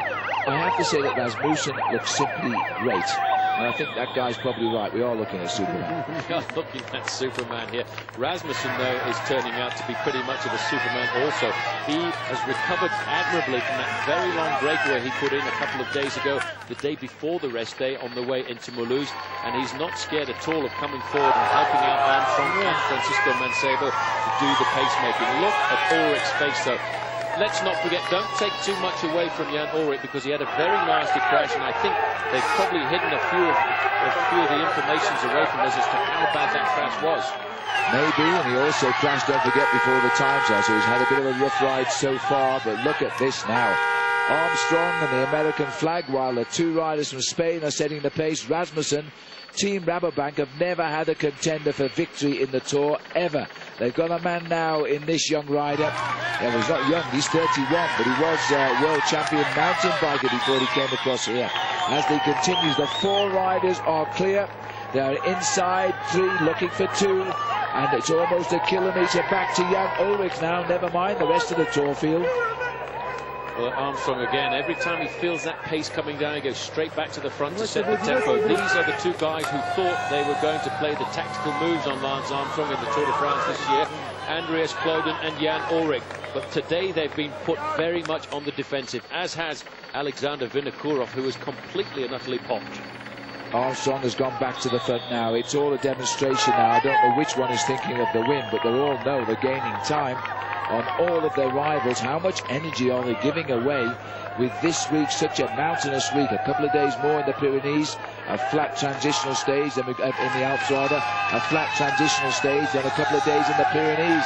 This is one tough week to throw all this energy into one day of racing. 2.5 kilometres to go. They're almost getting ready for the sprint here. Nobody wants to rush through at all. 1 minute and 41 seconds is the time back to Jan Ullrich, and 15.5 minutes back to the yellow jersey. Armstrong just putting his zipper up there in the front of his jersey. I wonder if he's trying to figure out now, Phil, how he is going to beat Alejandro Valverde, because Valverde has got one of the most explosive sprints when it comes to the top of a mountain pass like this. I can't see anybody beating him in the sprint, Paul, but I'll put nothing past Lance Armstrong anymore. This guy, if he's full of determination, will even go for the win. Remember how he beat Andreas Kloden last year when we went into the Grand Bornand? Once he gets the bit between the teeth, he wants to do something special. He will probably want to prove something to the team here this afternoon. They've done a great job for him. They raced along all of the valley roads to set this up. I don't think he wants to finish second. Inside the 2 kilometre mark now. The young and the old, because Valverde, a possible winner of the Tour de France from next year onwards, in this for the first time to get a good feel alongside the champion Lance Armstrong. That's Valverde's second wheel, puffing and blowing. These boys are at the limit, but they're all at the same limit. I don't think anybody else has got much more. Mancebo, hats off, that's my big surprise. He has struggled, yet he has held the position on the far right. They're riding these gears now. They're almost getting ready for the sprint down there as they race up towards us. Very shortly now, they're going to see 1 kilometre to go. Somebody's got to try and go. I just don't see these 4 coming home together. I can't believe that somebody won't try and attack and run in towards the finish. Mancebo dropping back into 4th position now. It's a strange style of his, but he's still managing to stay in contact with the first 4 riders of this year's Tour de France. Armstrong's face, since he set this pace, has never changed. It's been one of concentration. It's all one of internal pressurising himself. Well, if tactics play a part, Mancebo will be the first rider to attack. He'll probably go as he approaches the kilometre in the hope he can draw the sting out of Armstrong and Rasmussen and deliver Valverde to the line. Let's see if it happens. He's number 31, he's the small rider at the back. If he's got the legs, of course. Now they've just ripped up this mountain. They have put over a quarter of an hour into the yellow jersey in something like 14 kilometres. Well, what's amazing, looking at the way Michael Rasmussen is riding here, Phil, he actually told the Danish television the other day that he wasn't really interested in trying to ride for a high place in the overall classification. All he wanted was to win the King of the Mountains. But you know what? If he keeps accompanying Armstrong and the leaders of the race, he cannot be outside the top 10. He's always going to be there. The day's pain is almost over here, and Armstrong with his fast cases, a flick of the arm saying, give me a hand. Nobody willing. He looks over saying, come on, give me a hand. They all look over. Nobody wants to give anybody a hand. They are at their limits, but they're all thinking of winning the stage now. They forced Rasmussen, probably the least experienced, and I think Van Sabel will try to go off the back if he can. I'm not sure they can lift the speed anymore. Oh, it's steep in the corner here. As they go around the inside of that bend, they'll go into this tunnel. And once they come out of the tunnel, they'll see that, and that is the banner that indicates 1 kilometre. On the flat stages, that's 60 seconds. Here, it's going to be about 2.5 minutes. Here comes the flotilla of motorbikes. They have witnessed an extraordinary stage of the Tour de France today, and Armstrong racing into retirement and delivering as much pain as he ever did since 1999. Only 3 riders have desisted everything here, and now it is 2 from the same team. Surely when you've got 2 from the same team, you win the day. They should not be beaten, but I think they have to bear in mind this is Lance Armstrong's final Tour de France. He's got himself 2 minutes advantage over Jan Ullrich. I think he would like to finish this off with the victory of the stage. Team Wheel Baleares have got to try and do something rather special if they can, and I would like to see number 31 then move into the front to set up the pace for Alejandro Valverde. But watch Rasmussen. Rasmussen's going. Well, then, because of reaction now, it's still a long way out for the hill, but Michael Rasmussen, who's won 1 stage already when he went to the rest day, is trying again to take this one. They're right on him, and Valverde is on him first. He's the sprinter of the group. Very few climbers can sprint. He can. And another attack here by Rasmussen. This is the serious one this time. No, it's not. Valverde is still waiting. Armstrong watches. A little bit of an experience there for Rasmussen, going too far out. You don't sprint at 750 metres to the line in a mountaintop finish at the Tour de France. Valverde, though, very nervous, straight onto the wheel. He was waiting for the move. Watch out for a burst from number 31, Mancebo. Armstrong currently, Phil, is in an ideal position. He's looking at everyone. He'll be looking at the muscle fibres of the guys in front of him. If he sees them twitch, he's ready to pounce. An ideal position to lose, I think, because they've got him pinned up against the barriers, but he's soon opened the door and he's gone. Quick reaction from Valverde. He's got to try and get it, but when Lance is angry, not many people get by him. Armstrong is racing to a victory, and look at the speed of that man. Can Valverde get on? I very much doubt it. Armstrong and Valverde are going to get separate times from the rest because they've raced clear of the field here. Now he's leading out, and Valverde is poised, and I think he's going to take him because he's checking where the others are before he makes a move. Lance Armstrong is determined to stamp his mark. He is the next yellow jersey. I don't think he's going to win the stage. I'm not sure. Look at Valverde. He's in an ideal position. He's hurting, but he's got the explosive legs of a sprinter. And it's coming now. Valverde is looking for the win. Armstrong has seconded that. He's given up. Alessandro Valverde wins an incredible stage. Lance Armstrong, same time. The rest all get separate times. What an amazing race. Armstrong back in yellow. Valverde looks like being the new man on the block. Well, it's also important for Armstrong to put a little bit of time between himself and Michael Rasmussen, and Ivan Basso was the man expected to accompany Armstrong in the mountains, just as he did last year. Well, he was put under serious pressure this afternoon. He has survived. He's managed to limit his losses a fraction, but he's still going to be around about 45 seconds when he crosses the line. There is Armstrong, a moment to recover. He did what he had to do here this afternoon. He laid down the law. And still, look, the favourites are finishing. The clock is counting. This is Ivan Basso, who said he was going to attack today. Well, he's going to stay there now as the clock counts out. Almost a minute behind. It will be a minute behind. Jan Ullrich will be more than 2 minutes behind on the day. The yellow jersey will be half an hour behind when he gets up here. 1 minute exactly for Basso. That was Lance Armstrong, and here's the Levi Reichheimer. That was Lance's 22nd stage victory, and it could be the foundation of a Tour victory again.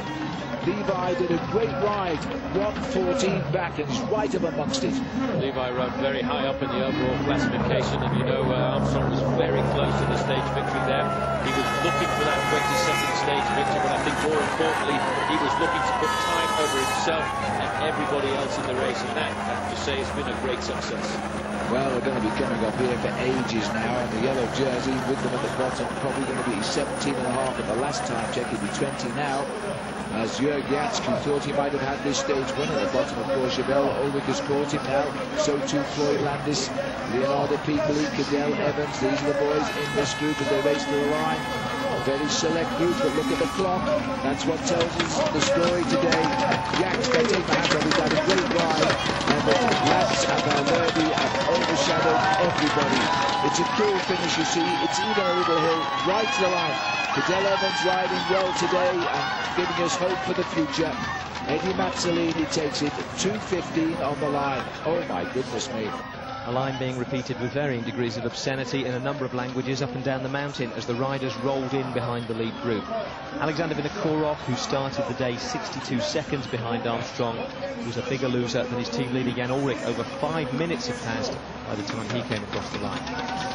The look at the replay shows Armstrong's evident respect for the man who matched him when so many bigger names were cracking on the slopes of Courchevel. There's the stage result. Valverde, Armstrong, Rasmussen and Mancebo, that elite group, taking the top 4 places. And behind them, the widening gaps. Andreas Klöden, Floyd Landis and Jan Ullrich all finished together, 2:14 behind Armstrong. Christophe Moreau, second at the start, was nearly 3 minutes down. Then came Vinokourov, who rode in with Bobby Julich, the pair of them having lost 5 minutes 18 seconds in the last 12 kilometres. But a fabulous stage win for Valverde, and one that gave him the white jersey of the best young rider. Although on his debut tour, it looks like a competition he's already outgrown. Bueno, pues me siento que casi no tengo palabras para expresar esta gran victoria que sin duda es muy importante para mí y para todo el equipo, por ser una victoria aquí en el Alto de Courchevel, que yo creo que es un alto durísimo, un puerto mítico del Tour, y conseguir una victoria aquí es fenomenal.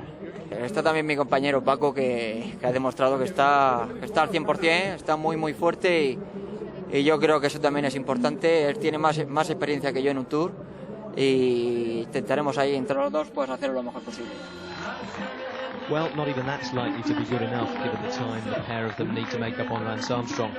And if any underlining were needed as to just how emphatic his superiority was on this stage over everyone but that tiny group, we had the sight of 2 yellow jerseys in the race, one being presented to Armstrong at the podium, the other several kilometres back down the road and soaked in Jens Voigt's sweat as he suffered up the climb in it. And there's the impact of stage 10 on the overall standings. Armstrong back in the yellow jersey by 38 seconds ahead of Michael Rasmussen, with Basso third at 2 minutes 40, and Valverde now up into the top 5, 3 minutes 16 back. Jan Ullrich, Andreas Klöden and Floyd Landis are all over 4 minutes down. Alexander Vinokourov has dropped 6.5 minutes back, with Jens Voigt slipping from first to 72nd. Somebody asked me this morning, said, what do you expect? I said, we're going to see surprises. We always see surprises on the first big day, and you know, it didn't disappoint. There were surprises, there were poor performances, and there were what we could say are exceptional performances. So new faces, new names, new characteristics that we have to watch for. It's dangerous for us because we don't know those guys as well as we know the Vinos and the Bassos and the Ullrichs, but nonetheless we'll just ride as a team and try to ride strong. Last question, you were hoping to get the yellow jersey. Now you probably want a stage, that victory you're waiting for. Yeah, but you know, if I finish my season, finish my career without a stage victory or an individual victory in 2005, yet I win the Tour, well, I'll be happy. Cheryl, your man back in yellow and you with the flowers. Yeah, happy day for you. I like days like this. It's the way it should be. But it was great. I mean, the team was unbelievable. They were really tactical, and obviously they knew what they had to do, and so they're all happy. And listen, Lance is feeling confident? I think he knows he's in the best shape he could be, for right now, and I know he knows there are a lot more days to go. Anything can happen, but I think he's really strong and felt great. I mean, I know he felt great today because even in the end, he didn't look like he was suffering too badly. A young Spanish rider came past him there. A lot of hope. Do you know anything about Valverde? He's about 23, I understand, and I don't know any more than that, except for he's definitely somebody to watch out for in the future. Cycling is such a great sport, and it needs these great personalities to keep drawing interest, particularly in the United States. And so when these young riders come out, you immediately start thinking, oh, this is the future of cycling. And he's so young, and he just passed Lance Armstrong, so that's a great story. Well, Chris Boardman joins us now. And Chris, do you think we might have seen two Tour winners today, this year's and next year's? Well, Valverde has always been tipped, and he delivered today. He certainly looked pretty good up there. So did Rasmussen, I have to say. And considering he spent 2 days out there on his own, he's looking really, really good. And any questions we might have had about Armstrong's team seem to have been well and truly answered. Well, pretty phenomenal turnaround, really, from all getting blown away in a second category climb. George Henkepi literally blew away.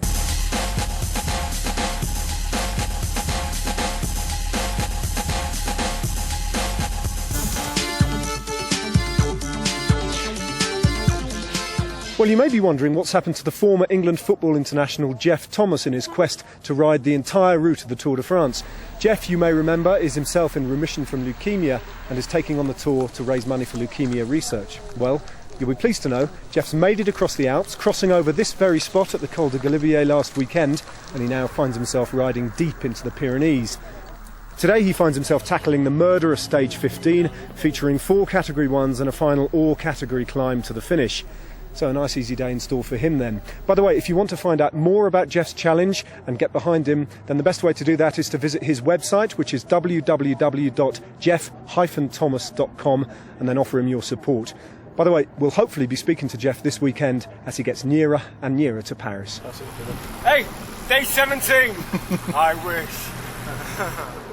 When Lance Armstrong called Volume 2 of his autobiography Every Second Counts, I don't think he was talking about second place, but perhaps he should have been, because rarely has second counted more for him than it has in this Tour. He's yet to win a stage, of course, having been pipped in the opening time trial by David Zabriskie, then again, as we've just seen, on stage 10 by the brilliant Alejandro Valverde.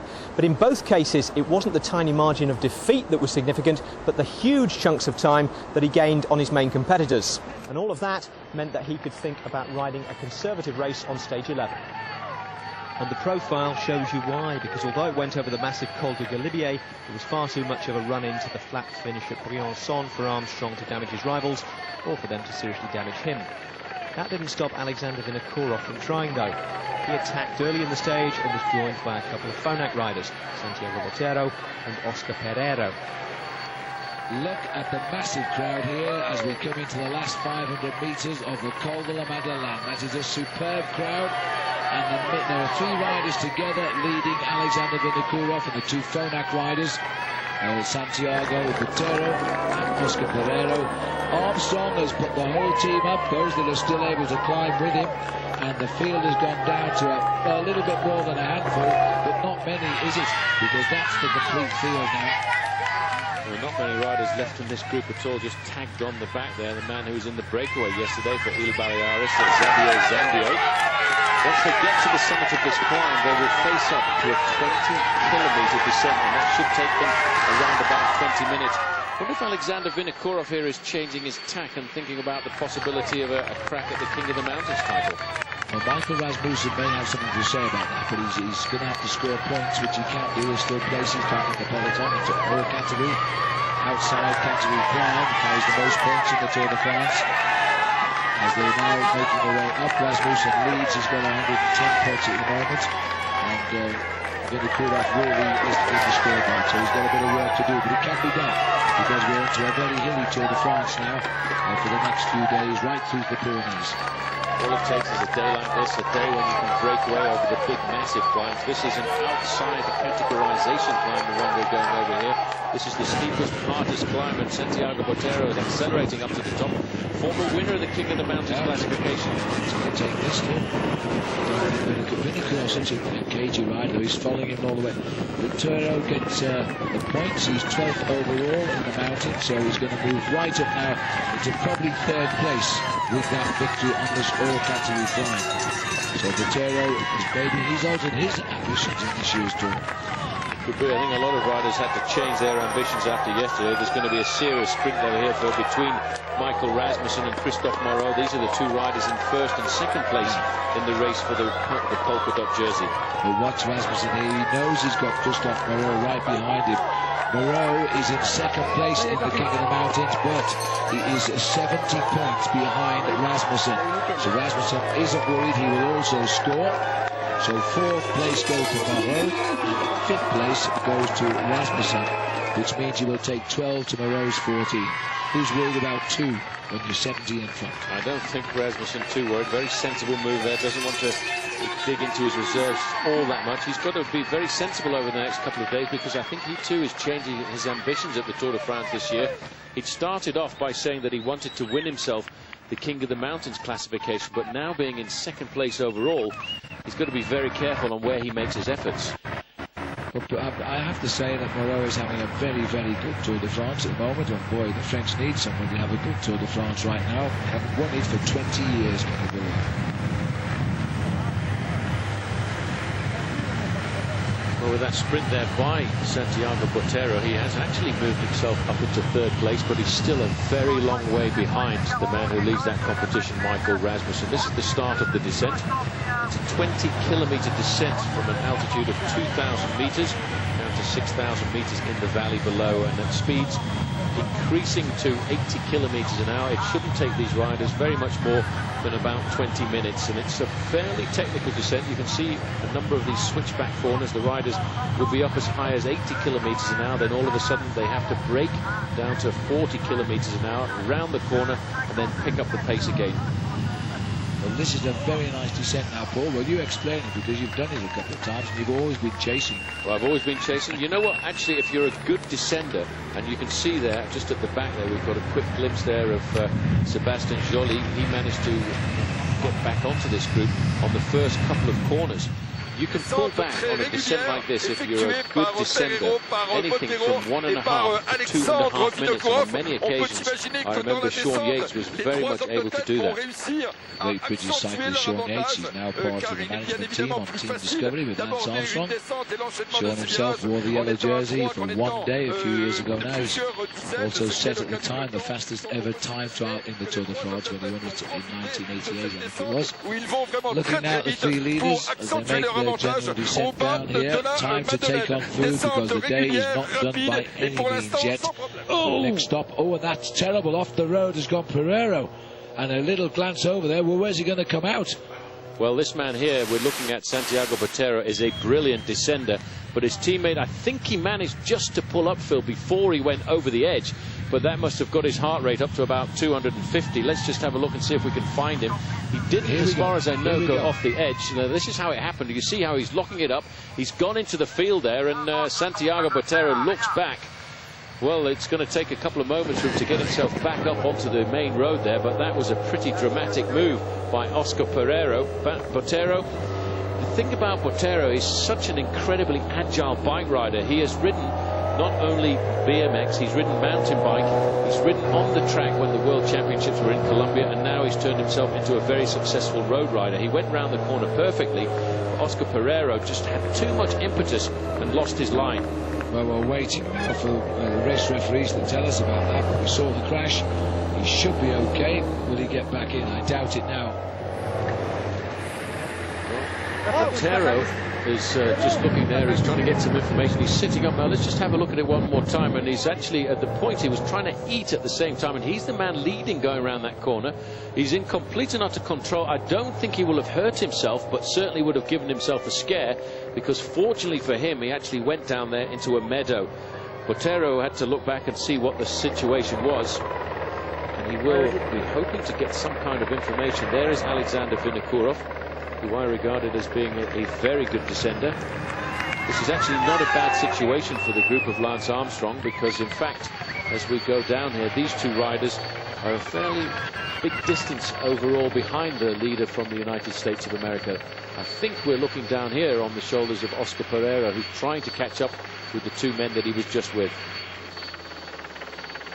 He will have got himself a serious scare. That is Pereira. You can see he's a slightly more longiligne rider, slightly more longiligne shape than the punchy, rounded style of Santiago Botero, the Colombian rider. He's got the neutral car behind him there, the neutral motorbike. That man on the yellow motorbike there, you can just see the wheels behind him. His job is to follow every rider who is not able to be supported by the team cars. And it's lost a little bit of fluidity. There's a confirmation of the summit of the Col de la Madeleine. Maximum points then for Santiago Botero. Looking further down, it's not surprising to see Beltran, Chechu, Riviera and Azevedo ahead of George Hincapie. Those are all of the riders from Discovery Channel who would be leading Lance Armstrong, who would, a quick guess, was probably 11th over the summit behind his men. After 19, Alexander Vinokourov had the honour of being the first man to win a race this year for Team Mobile, and they had to wait an awful long time to get their first ever victory of the season, and that was in Liège-Bastogne-Liège. After that he won a stage of the Dauphiné Libéré and finished in 5th place overall, as well as winning the National Road Race Championship of his country. He's been a professional since 1998, and until, well, I have to say yesterday morning, he was still regarded as a man who could tip the scales in his advantage and possibly dethrone Lance Armstrong away from winning the Tour a 7th time.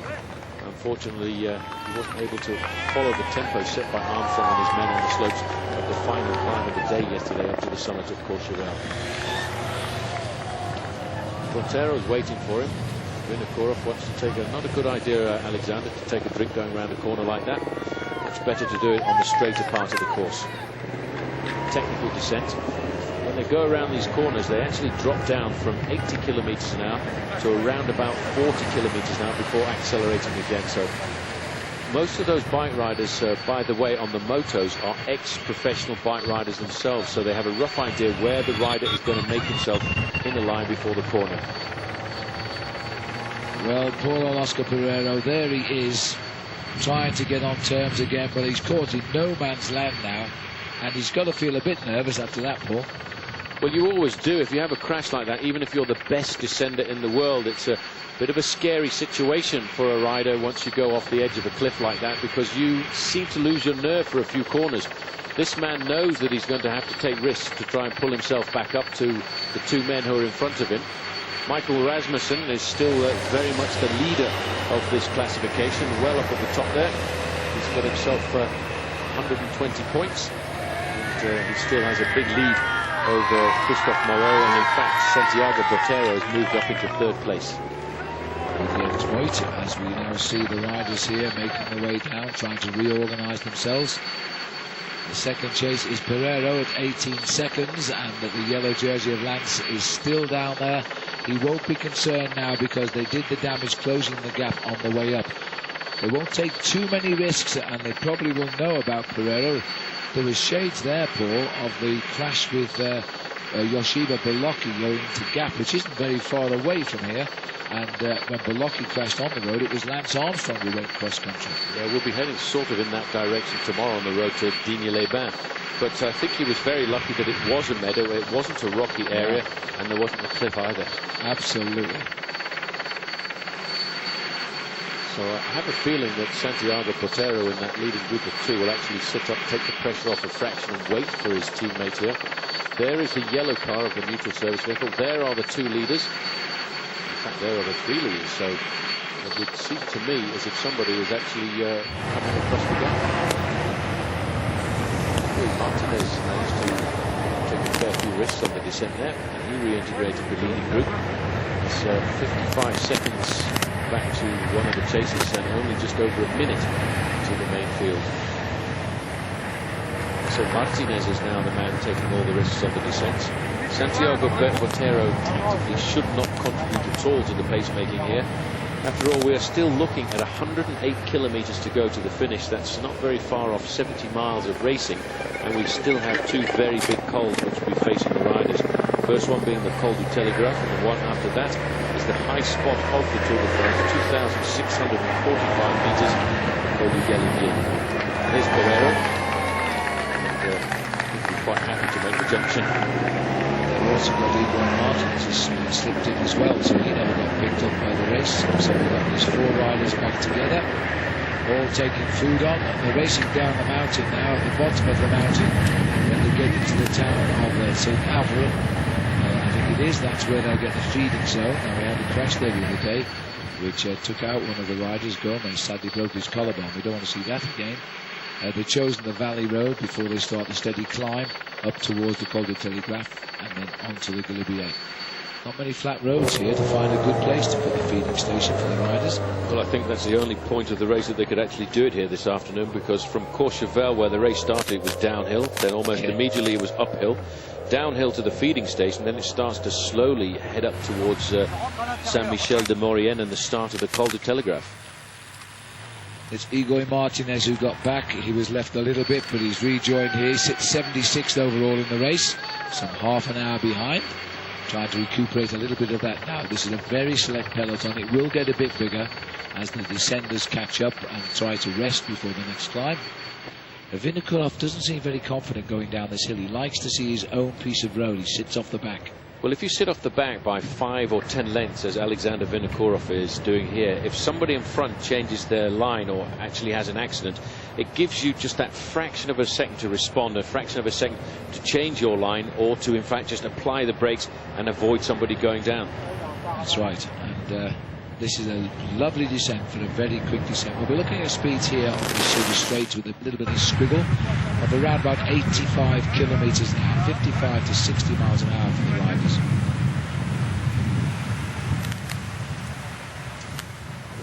That's Sébastien Joly on the back there for Crédit Agricole. The race was very much started by his teammate Thor Hushovd, the big sprinter who was hoping to be in this group for the next sprint of the day, which comes at Saint-Michel-de-Maurienne. That's after 97 kilometres covered, and after that we're facing up to approximately 30 kilometres of ascent.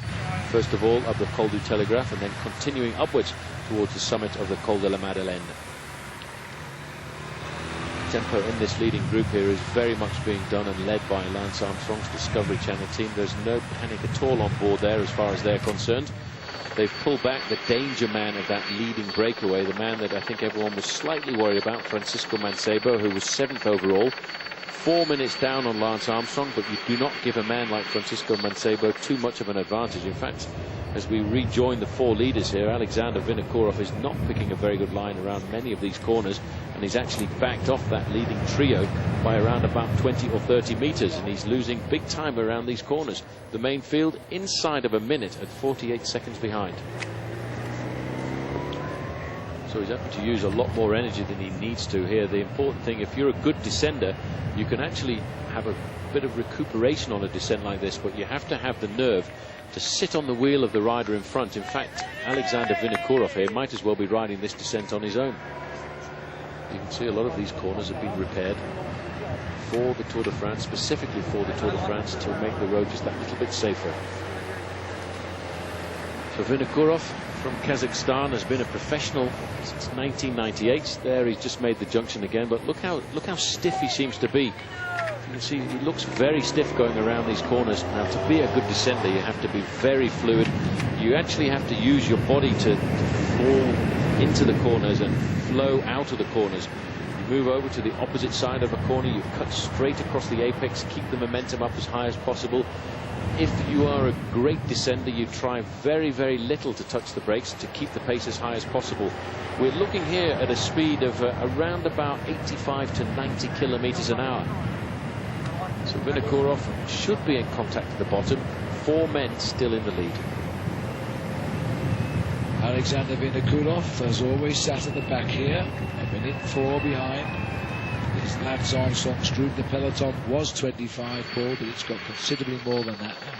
That's not a surprise. A lot of riders will take big risks on the descent, and I said a little earlier, you can pull back between 1.5 and 2.5 minutes on a descent like this.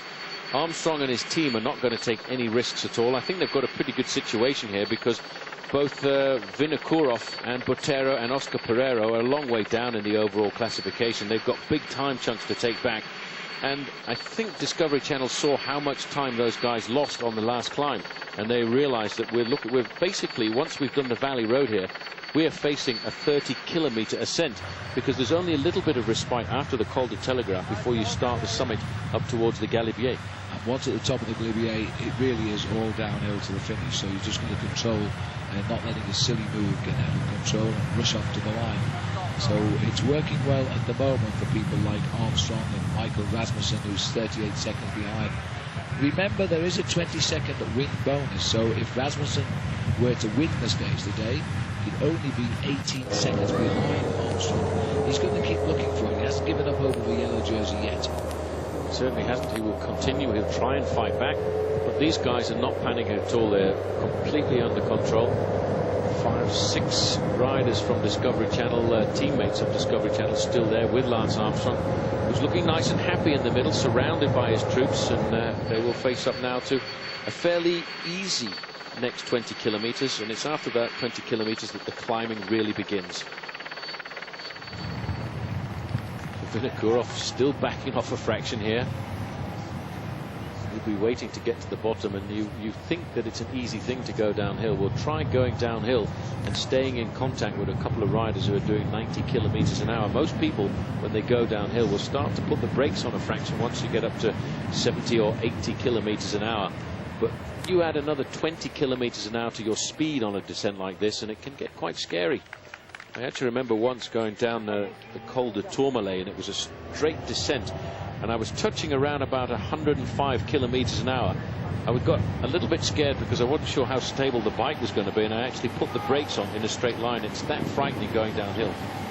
Well, you don't appreciate real speed on the bike. If you follow these boys, high speeds are very possible. And what becomes their enemy, of course, is a crosswind. If a gust comes out of a gate area where you break into the crosswinds, they will lift you off your bike and slam you down. And I think that's what happened to Jan Ullrich the other day. He blamed the wind, and it was a very nasty and very unexpected fall. If you're not expecting to fall, that tends to be when you hurt yourself. Well, they do say that he actually rolled over 2 or 3 times, so I'm not surprised he was sore. When you have a crash like that in a race like the Tour de France, or any race, even if it's a training crash, you are sore for the next 3 or 4 days. It takes a while for the body to recover. You bet your life it does. I don't know how they do recover quite so much. Sébastien Joly is the rider in Crédit Agricole here. It's been a chase for him, but he's got himself on. He'll try and stay with them as long as he can up the Galibier. Different type of climb to the Col de la Madeleine, so maybe those riders will not be so weak. It depends how fast Armstrong decides to ride on that climb, because it depends how much he wants to wreck the breakaway's plans today. I think that's exactly right. It's how much he wants to dictate the pace, because we saw him do that yesterday. And if he does the same thing again today, we could possibly see only 10 riders together at the top of the Col du Galibier.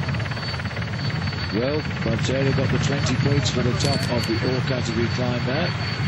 Remember that the Col du Galibier, the points are doubled because it's the last climb of the day, so there's 40 points at stake there for the winner on the next climb, and that might make another reason Rasmussen may want to go out for that one too, and he's just behind with Armstrong. Well, the sad thing about Rasmussen is he actually doesn't have a team to be able to chase down.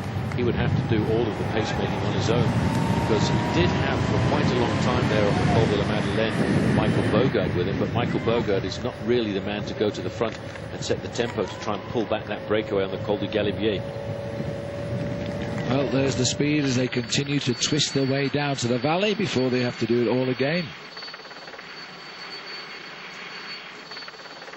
So still, even though a number of riders have come back on the descent, that is not really all that big a group, and I'm sure maybe a couple of groups of 20 or 30 riders might catch up as we go through the feeding station, because once we drop down into the feeding station, which is immediately we get to the bottom of the descent in the town of Saint-Avre, we've got an undulating valley floor of around about 20 kilometers before we start the Col du Telegraph. And in fact, because of that move there, it looks as if the gap was starting to stretch out again. It was down to about 38 seconds, and now we're just seeing that the lead of that quartet is moving out to 1 minute and a quarter.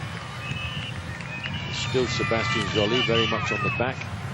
And I wonder if Thor Hushovd will have any chance at all of reintegrating the peloton on this descent. I'm sure he'll take all kinds of risks, as will riders like Stuart O'Grady, who yesterday made a pretty dramatic descent on one of the climbs and in fact was still in the group at the start of the Col du Courchevel.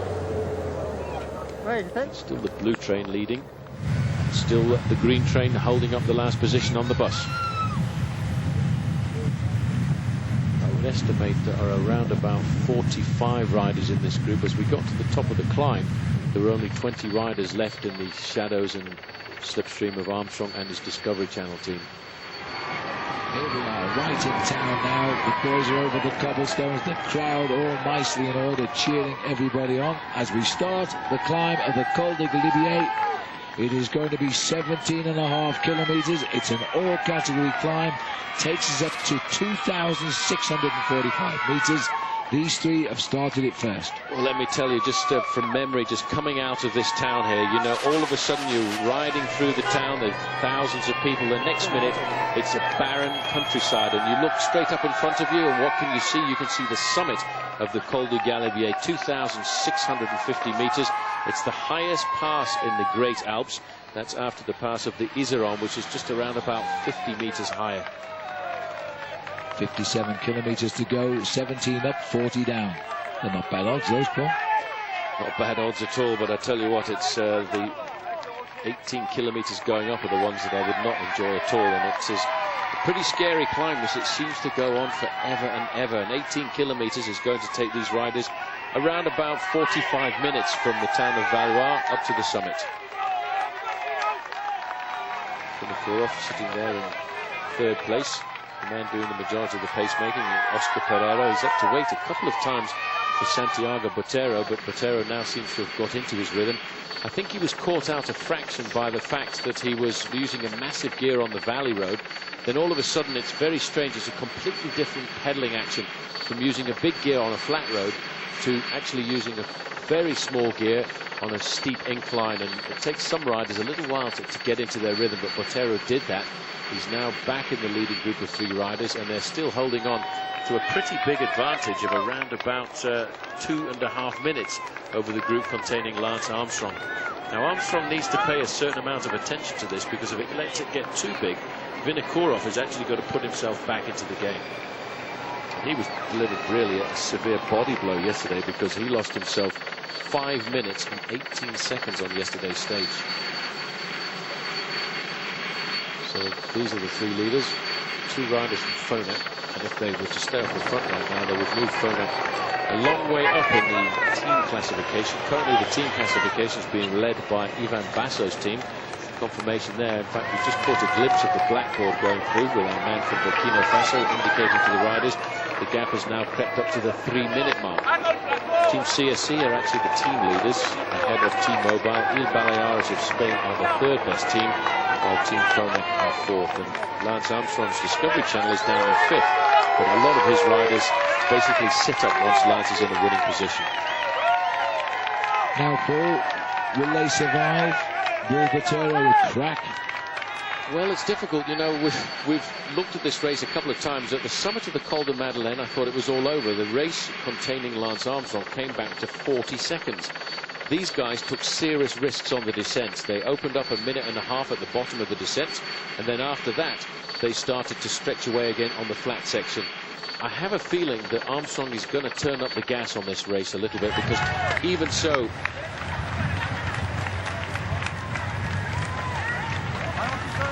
very easily wipe away that advantage. And I don't think he wants to give Alexander Vinokourov 3 minutes. I think you're right. 3:21 is what he's giving him right now, which would lift him right up into the leaderboard again. If I'm just looking at Tour Radio, I thought it said it was a crash, but no, we're saying the gap. They said 3 minutes and 30 seconds, yeah. So it's going up all of the time. It's going up all the time, but now I think we're going to see a fight back here. He'll start on the tempo. Remember, it's 17 kilometers, over 10 miles. It is steeper than the other climbs. The air is much thinner, and there's still 40 kilometers downhill to put matters to rights. So this is a much different climb to the finishing climb of yesterday. I think Lance will wait to see what damage is being done in the field before he starts thinking about those up front. But Botero, staying up front today, has got himself up now to 3rd place in the King of the Mountains competition. Look at that plaster on the knee there of Tricky Beltran. He's obviously starting some kind of tendinitis. These are the 3 leaders out of the saddle. We're getting to the slightly steeper part of the course, but we've still got around about 17 kilometers to go to the summit. That's a bad indication there for Beltran, though, that plaster down the middle of his thigh. He's obviously starting to suffer from a rather sore knee injury, and that's probably why they've had him on the front of the group for an awful long time, because shortly I think he'll sit up.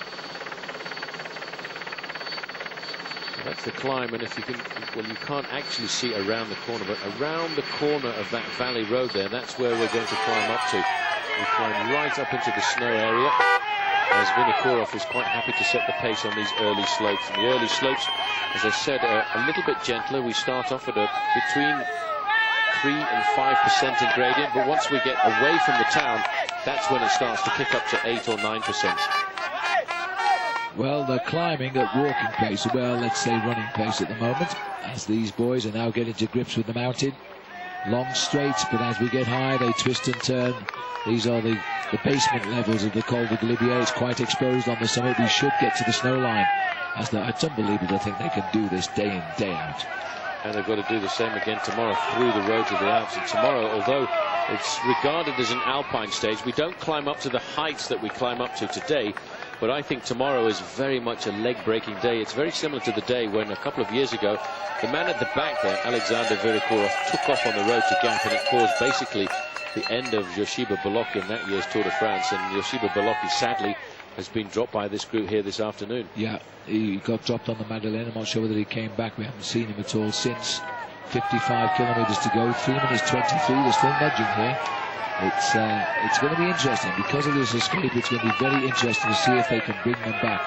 Vinokourov, the champion of Kazakhstan, Botero and Pereira, both on the same team.